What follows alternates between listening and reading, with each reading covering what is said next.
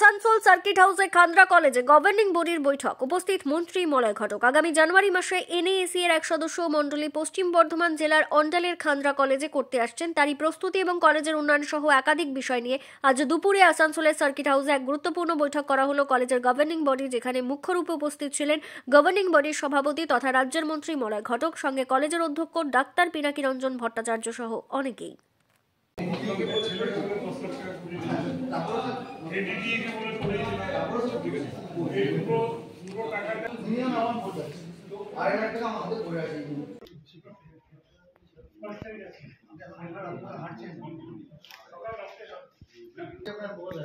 আমাদের কাজ করছি, এডিডিএ কাজ শুরু করেছি।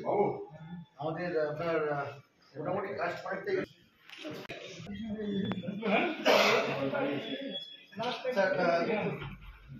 আমাদের স্যার একটু আমাদের যেটা সমস্যা ছিল, যে কারণে আজ আমাদের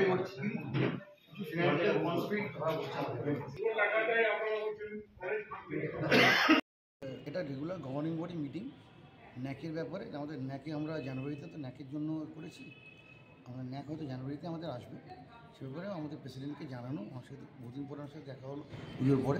এটা পুজোর পরে আমার সাথে সাধারণ একটা আলোচনা, প্লাস আমাদের ন্যাকের ব্যাপারে যেহেতু জানানো অনেক দরকার, সেটুকু আমরা জানালাম কী কী আমরা কতদূর এগিয়েছি, আমরা কীভাবে করেছি, কীভাবে করতে চাইছি, শুধু করে রূপরেখা দিলাম।